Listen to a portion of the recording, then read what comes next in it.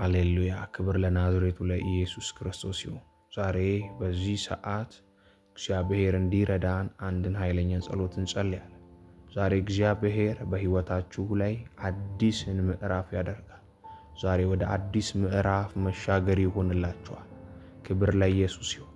በዛሬው ጸሎታችን እግዚአብሔር ወደ አዲስ ምዕራፍ እንዲያሻግረን፣ እግዚአብሔር ወደ አዲስ ሲዝን ውስጥ እንዲያስገባን፣ አዲሱ ምዕራፍ በሕይወታችን ላይ እንዲከፈትና እንዲጀምር እንጸልያለን። እግዚአብሔር ደግሞ እግሮቻችንን ወደ አዲሱ ምዕራፍ ያሻግራል። እግዚአብሔር አሮጌውን ከሕይወታችን ያስወግዳል። ያለፈውን ከሕይወታችን ያስወግዳል። በሕይወታችን ሁሉ ላይ ወደ አዲስን ምዕራፍና ወደ እንግዳ ምዕራፍ ውስጥ የምንገባበትን ኃይለኛ ጸሎት ዛሬ አብረን እንጸልያለን። ሁልጊዜም እንደምናገረው እግዚአብሔር ቀርቦ ሳለ ጥሩት ይላል የእግዚአብሔር ቃል። ዛሬ እግዚአብሔር ከየትኛውም ጊዜና ሰዓት በላይ እሱን ለመጥራትና እሱን ለመቅረብ ለእኛ ቅርቡና ጥሩና ምቹ ጊዜ ይሄ ጊዜ ነው። እግዚአብሔር ከየትኛውም ጊዜ በላይ ለእኛ ቀርቦ አሁን አለ። መጽሐፍ ቅዱስ ሲናገር እግዚአብሔር መንፈስ ቅዱስ ከእስትንፋሳችን ይልቅ የሚቀርበን እንደሆነ ይናገራል። በዚህ ሰዓት ላይ የምንጸልየው ጸሎት ፍሬያማ ይሆናል በሕይወታችን ላይ ማለት ነው። ስለዚህ ከመጽሐፍ ቅዱስ አንድ እግዚአብሔርን ቃል እንጠቅስና ወደ ጸሎታችን እንገባለን። ክብር ለኢየሱስ ይሁን። ትንቢተ ኢሳይያስ ምዕራፍ 43 ከቁጥር 18 ከ19 እንዲህ የሚል ቃል አለ። የፊተኛውን ነገር አታስተውሉ፣ የጥንቱንም ነገር አታስቡ ይላል። ቀጣዩ ላይ አሁን የምታነቡት ክፍል ላይ አንድ እንዲህ የሚል ቃል አለ። የጥንቱንም ነገር አታስቡ። ሁልጊዜ እግዚአብሔር እኛን ወደ አዲስ ምዕራፍ ሊያሻግረን ሲፈልግ በእኛ ሕይወት ላይ እግሮቻችንን ወደ አዲስ ምዕራፍ እንዳይሻገሩ የሚይዟቸው ነገሮች መካከል አንዱ ያለፈውን ወይ ደግሞ አሮጌውን ነገር ማሰብ ነው። ሁልጊዜም አሮጌውን ነገር የሚያስቡ ሰዎች ወደ አዲስ ምዕራፍ ለመሻገር እግሮቻቸው ይታሰራል።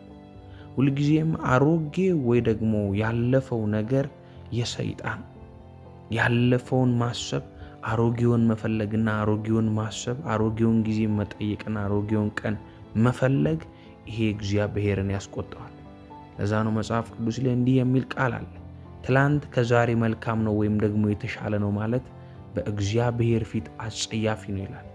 ስለዚህ እግዚአብሔር እኛን ወደ አዲስ ምዕራፍ ውስጥ ሊያሻግረን ሲፈልግ በቅድሚያ እኛ እንድናቁም የሚፈልገው ነገር ምንድን ነው ካላችሁኝ፣ ትላንትናችሁን ማሰብ። ትላንት ሁልጊዜም የአጋንንቶች ወይም ደግሞ የሰይጣን በዚህ ሰዓት አጋንንቶች ነገ የሚባለውን ጊዜ ይፈሩታል።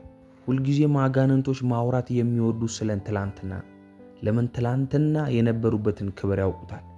አጋንንትም ሆነ ሉሲፈር ነገ የሚባለውን ቀን እጅግ በጣም ነው የሚፈሩት። ለምን? ነገ ላይ የሚጠብቃቸው ፍርድ ስለሆነ። ስለዚህ እግዚአብሔር ደግሞ እኛ እንድንፈልገው የሚፈልገው ደግሞ ነገ የሚባለውን ቀን። ዛሬ በጌታ በኢየሱስ ስም ጸልያለሁ። እግሮቻችሁ ወደ አዲስ ምዕራፍ መግባት ይጀምራሉ። ከዚህ ቃል በኋላ በእናንተ ሕይወት ላይ የሚሆነው አንድ ነገር ምንድነው ካላችሁኝ፣ እግዚአብሔር እግሮቻችሁን ከአሮጌው ምዕራፍ ወደ አዲሱ ምዕራፍ ያስገባል። እግዚአብሔር ሕይወታችሁን ካረጀውና ካሮጌው ምዕራፍ አውጥቶ ወደ አዲሱ ምዕራፍ ያሻግራቸዋል። ስለዚህ እግዚአብሔር እኛን ወደ አዲስ ምዕራፍ ሊያስገባን ሲፈልግ እንድናቆመው የሚጠብቀው አንድ ነገር ምንድነው ካላችሁኝ፣ ትላንትናችንን መፈለግ፣ ትላንትናችንና አሮጌውን ማሰብ። ይህ በእግዚአብሔር ፊት አጸያፊ ነው። ስለዚህ እግዚአብሔር አዲስን ነገር አደርጋለሁ ይላል። ከዛ በኋላ ቁጥር 19 ላይ እንዲህ የሚል ቃል አለ። እነሆ አዲስን ነገር አደርጋለሁ። ይህ አዲስ ነገር እንዲሆን ትላንትን አታስቡ፣ አሮጌውን እርሱ ይላል እግዚአብሔር። አሮጌውን ነገር መርሳት ስትጀምሩ፣ አሮጌውን ነገር ማሰብ ስታቆሙ፣ እግዚአብሔር አዲስን ነገር አደርጋለሁ አለ። ዛሬ ለአንዳንዶቻችሁ እንዲህ ነው የሚሆነው። እግዚአብሔር አምላኬ ከአሮጌው ምዕራፍ አውጥቷችሁ ወደ አዲሱ ምዕራፍ ያሻግራችኋል። ሃሌሉያ! እንዲህ ይላል ቃሉ። ከዛ በመቀጠል አዲስን ነገር አደርጋለሁ ካለ በኋላ እርሱም አሁን ይበቅላል፣ እናንተ ግን አታስተውሉት። ይህ ማለት ምን ማለት ነው? እኔ የማደርገውን ነገር እናንተ እንኳን መጠበቅ አትችሉ። እኔ የማደርገው ነገር ከእናንተ አእምሮ በላይ ነው። ሰዎች ይህንን ማድረግ አይቻልም የሚባለውን ነገር አደርግላችኋለሁ አለ እግዚአብሔር። ዛሬ ከአእምሯችሁ በላይ የሆነን ነገር፣ ከሰዎች አእምሮ በላይ የሆነን ነገር እግዚአብሔር በኢየሱስ ስም እንዲያደርግላችሁ ጸለይኩ። በመቀጠል ቃሉ እንዲህ ይላል፣ በምድረ በዳም መንገድን በበረሃም ወንዞችን አደርጋለሁ። አዲሱ ነገር ምንድነው ተብሎ ሲጠበቅ እግዚአብሔር አዲሱ ነገር ይሄ ነው አለ። በምድረ በዳ አለ መንገድን አደርግላችኋለሁ፣ በበረሃም ደግሞ ወንዞችን አደርጋለሁ። በበረሃ ወንዝ ተገኝቶ አያውቅም። ይህ ከሰው ልጅ አእምሮ በላይ ነው። ምድረ በዳ ላይ ወንዞች ሊፈልቁ አይችሉም። በበረሃ ላይ ደግሞ መንገዶች ሊኖሩ አይችሉም። እግዚአብሔር ግን በቃሉ ላይ ሲናገር እንደዚህ አለ፣ በበረሃ ላይ ወንዞችን አደርጋለሁ። ዛሬ እግዚአብሔር ተአምራትን ያደርግላችኋል። በረሃ ነው ባላችሁበት የእናንተ ሕይወት ላይ፣ ባዶ ነው ምድረ በዳ ነው ባላችሁት ጉዳይ ላይ እግዚአብሔር ምንጭን በኢየሱስ ስም ያፍልቅላችሁ።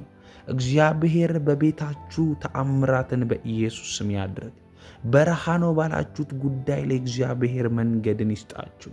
እግዚአብሔር ምድረ በዳ ነው ባላችሁት ጉዳይ ላይ ምንጭን ያፍልቅላችሁ። ድርቀት በተሰማችሁ ጉዳይ ላይ እግዚአብሔር ምንጭን ያፍልቅላችሁ። ምድረ በዳ የሆነ ፋይናንስ ከሆነ ያላችሁ፣ በጤንነታችሁ ከሆነ ምድረ በዳ የሚሰማችሁ፣ ባዶነት የሚሰማችሁ፣ በአገልግሎታችሁ፣ በቢዝነሳችሁ፣ በትዳራችሁ ከሆነ ድርቀት ያለው እግዚአብሔር ዛሬ ልምላሜን ያደርግላችኋል። በኢየሱስ ስም ብዬ ጸለይኩኝ። እግዚአብሔር በበረሃ ላይ ምንጭን ያፈልቅላችሁ። እግዚአብሔር በምድረ በዳ ላይ መንገድን ይፍጠርላችሁ።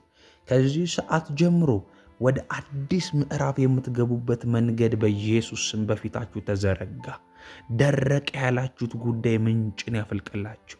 ሞተ ያላችሁት ጉዳይ በኢየሱስ ስም ይነሳ። ደረቀ አበቃ ያላችሁት ጉዳይ በኢየሱስ ስም ይለምለም። እግዚአብሔር አምላኬ ከዚህ ሰዓት ጀምሮ እንደ ቃሉ ይህን ያድርግላችሁ።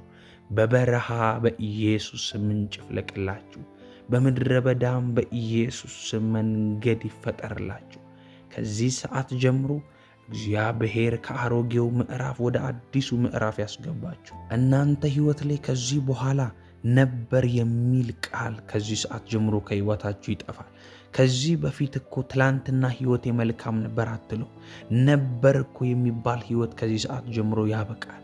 እግዚአብሔር በፋይናንሳችሁ አዲስን ነገር ያደርግላችኋል። በጤንነታችሁ አዲስን ነገር ያደርግላችኋል። በትዳራችሁ አዲስን ነገር ያደርግላችኋል። በአገልግሎታችሁ አዲስን ነገር ያደርግላችኋል። እግዚአብሔር በኢየሱስ ስም ብዬ ጸለይኩኝ። ከአሮጌው ምዕራፍ ወደ አዲሱ ምዕራፍ ያሻግራችሁ። እግሮቻችሁ በኢየሱስ ስም ፈጠኑ። እግዚአብሔር እንዲረዳን አንድን ኃይለኛ ጸሎት እንጸልያለን። ዛሬ እግዚአብሔር በሕይወታችሁ ላይ አዲስን ምዕራፍ ያደርጋል። ዛሬ ወደ አዲስ ምዕራፍ መሻገር ይሆንላችኋል። ክብር ለኢየሱስ ይሁን። በዛሬው ጸሎታችን እግዚአብሔር ወደ አዲስ ምዕራፍ እንዲያሻግረን፣ እግዚአብሔር ወደ አዲስ ሲዝን ውስጥ እንዲያስገባን፣ አዲሱ ምዕራፍ በሕይወታችን ላይ እንዲከፈትና እንዲጀምር እንጸልያለን። እግዚአብሔር ደግሞ እግሮቻችንን ወደ አዲሱ ምዕራፍ ያሻግራል። እግዚአብሔር አሮጌውን ከሕይወታችን ያስወግዳል። ያለፈውን ከሕይወታችን ያስወግዳል። በሕይወታችን ሁሉ ላይ ወደ አዲስን ምዕራፍና ወደ እንግዳ ምዕራፍ ውስጥ የምንገባበትን ኃይለኛ ጸሎት ዛሬ አብረን እንጸልያለን። ሁልጊዜም እንደምናገረው እግዚአብሔር ቀርቦ ሳለ ጥሩት ይላል የእግዚአብሔር ቃል። ዛሬ እግዚአብሔር ከየትኛውም ጊዜና ሰዓት በላይ እሱን ለመጥራትና እሱን ለመቅረብ ለእኛ ቅርቡና ጥሩና ምቹ ጊዜ ይሄ ጊዜ ነው። እግዚአብሔር ከየትኛውም ጊዜ በላይ ለእኛ ቀርቦ አሁን አለ። መጽሐፍ ቅዱስ ሲናገር እግዚአብሔር መንፈስ ቅዱስ ከእስትንፋሳችን ይልቅ የሚቀርበን እንደሆነ ይናገራል። በዚህ ሰዓት ላይ የምንጸልየው ጸሎት ፍሬያማ ይሆናል በሕይወታችን ላይ ማለት ነው። ስለዚህ ከመጽሐፍ ቅዱስ አንድ እግዚአብሔርን ቃል እንጠቅስና ወደ ጸሎታችን እንገባለን። ትንቢተ ኢሳይያስ ምዕራፍ 43 ከቁጥር 18 እስከ 19 እንዲህ የሚል ቃል አለ። የፊተኛውን ነገር አታስተውሉ፣ የጥንቱንም ነገር አታስቡ ይላል። ቀጣዩ ላይ አሁን የምታነቡት ክፍል ላይ አንድ እንዲህ የሚል ቃል አለ። የጥንቱንም ነገር አታስቡ። ሁልጊዜ እግዚአብሔር እኛን ወደ አዲስ ምዕራፍ ሊያሻግረን ሲፈልግ በእኛ ሕይወት ላይ እግሮቻችንን ወደ አዲስ ምዕራፍ እንዳይሻገሩ የሚይዟቸው ነገሮች መካከል አንዱ ያለፈውን ወይ ደግሞ አሮጌውን ነገር ማሰብ ነው። ሁልጊዜም አሮጌውን ነገር የሚያስቡ ሰዎች ወደ አዲስ ምዕራፍ ለመሻገር እግሮቻቸው ይታሰራሉ። ሁልጊዜም አሮጌ ወይ ደግሞ ያለፈው ነገር የሰይጣን ያለፈውን ማሰብ፣ አሮጌውን መፈለግና አሮጌውን ማሰብ፣ አሮጌውን ጊዜ መጠየቅና አሮጌውን ቀን መፈለግ ይሄ እግዚአብሔርን ያስቆጣዋል። ለዛ ነው መጽሐፍ ቅዱስ ላይ እንዲህ የሚል ቃል አለ። ትላንት ከዛሬ መልካም ነው ወይም ደግሞ የተሻለ ነው ማለት በእግዚአብሔር ፊት አጸያፊ ነው ይላል። ስለዚህ እግዚአብሔር እኛን ወደ አዲስ ምዕራፍ ውስጥ ሊያሻግረን ሲፈልግ በቅድሚያ እኛ እንድናቁም የሚፈልገው ነገር ምንድነው ካላችሁኝ፣ ትላንትናችሁን ማሰብ። ዛሬ በጌታ በኢየሱስ ስም ጸልያለሁ፣ እግሮቻችሁ ወደ አዲስ ምዕራፍ መግባት ይጀምራሉ። ከዚህ ቃል በኋላ በእናንተ ህይወት ላይ የሚሆነው አንድ ነገር ምንድነው ካላችሁኝ፣ እግዚአብሔር እግሮቻችሁን ከአሮጌው ምዕራፍ ወደ አዲሱ ምዕራፍ ያስገባል። እግዚአብሔር ህይወታችሁን ካረጀውና ካሮጌው ምዕራፍ አውጥቶ ወደ አዲሱ ምዕራፍ ያሻግራቸዋል። ስለዚህ እግዚአብሔር እኛን ወደ አዲስ ምዕራፍ ሊያስገባን ሲፈልግ እንድናቆመው የሚጠብቀው አንድ ነገር ምንድነው ካላችሁኝ፣ ትላንትናችንን መፈለግ፣ ትላንትናችንና አሮጌውን ማሰብ። ይህ በእግዚአብሔር ፊት አጸያፊ ነው። ስለዚህ እግዚአብሔር አዲስን ነገር አደርጋለሁ ይላል። ከዛ በኋላ ቁጥር 19 ላይ እንዲህ የሚል ቃል አለ፣ እነሆ አዲስን ነገር አደርጋለሁ። ይህ አዲስ ነገር እንዲሆን ትላንትን አታስቡ፣ አሮጌውን እርሱ ብሏል እግዚአብሔር። አሮጌውን ነገር መርሳት ስትጀምሩ፣ አሮጌውን ነገር ማሰብ ስታቆሙ፣ እግዚአብሔር አዲስን ነገር አደርጋለሁ አለ። ዛሬ ለአንዳንዶቻችሁ እንዲህ ነው የሚሆነው። እግዚአብሔር አምላኬ ከአሮጌው ምዕራፍ አውጥቷችሁ ወደ አዲሱ ምዕራፍ ያሻግራችኋል። ሃሌሉያ! እንዲህ ይላል ቃሉ። ከዛ በመቀጠል አዲስን ነገር አደርጋለሁ ካለ በኋላ እርሱም አሁን ይበቅላል አለ፣ እናንተ ግን አታስተውሉት። ይህ ማለት ምን ማለት ነው? እኔ የማደርገውን ነገር እናንተ እንኳን መጠበቅ አትችሉም። እኔ የማደርገው ነገር ከእናንተ አእምሮ በላይ ነው። ሰዎች ይህንን ማድረግ አይቻልም የሚባለውን ነገር አደርግላችኋለሁ አለ እግዚአብሔር። ዛሬ ከአእምሯችሁ በላይ የሆነን ነገር፣ ከሰዎች አእምሮ በላይ የሆነን ነገር እግዚአብሔር በኢየሱስ ስም እንዲያደርግላችሁ ጸለይኩ። በምድረ በዳም መንገድን በበረሃም ወንዞችን አደርጋለሁ። አዲሱ ነገር ምንድነው ተብሎ ሲጠበቅ እግዚአብሔር አዲሱ ነገር ይሄ ነው አለ። በምድረ በዳ አለ መንገድን አደርግላችኋለሁ፣ በበረሃም ደግሞ ወንዞችን አደርጋለሁ። በበረሃ ወንዝ ተገኝቶ አያውቅም። ይህ ከሰው ልጅ አእምሮ በላይ ነው። ምድረ በዳ ላይ ወንዞች ሊፈልቁ አይችሉም። በበረሃ ላይ ደግሞ መንገዶች ሊኖሩ አይችሉም። እግዚአብሔር ግን በቃሉ ላይ ሲናገር እንደዚህ አለ፣ በበረሃ ላይ ወንዞችን አደርጋለሁ። ዛሬ እግዚአብሔር ተአምራትን ያደርግላችኋል። በረሃ ነው ባላችሁበት የእናንተ ህይወት ላይ፣ ባዶ ነው ምድረ በዳ ነው ባላችሁት ጉዳይ ላይ እግዚአብሔር ምንጭን በኢየሱስ ስም ያፍልቅላችሁ። እግዚአብሔር በቤታችሁ ተአምራትን በኢየሱስ ስም ያድርግ። በረሃ ነው ባላችሁት ጉዳይ ላይ እግዚአብሔር መንገድን ይስጣችሁ። እግዚአብሔር ምድረ በዳ ነው ባላችሁት ጉዳይ ላይ ምንጭን ያፍልቅላችሁ። ድርቀት በተሰማችሁ ጉዳይ ላይ እግዚአብሔር ምንጭን ያፍልቅላችሁ። ምድረ በዳ የሆነ ፋይናንስ ከሆነ ያላችሁ፣ በጤንነታችሁ ከሆነ ምድረ በዳ የሚሰማችሁ፣ ባዶነት የሚሰማችሁ፣ በአገልግሎታችሁ፣ በቢዝነሳችሁ፣ በትዳራችሁ ከሆነ ድርቀት ያለው እግዚአብሔር ዛሬ ልምላሜን ያደርግላችኋል። በኢየሱስ ስም ብዬ ጸለይኩኝ።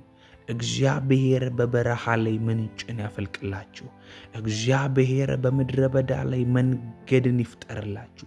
ከዚህ ሰዓት ጀምሮ ወደ አዲስ ምዕራፍ የምትገቡበት መንገድ በኢየሱስ ስም በፊታችሁ ተዘረጋ።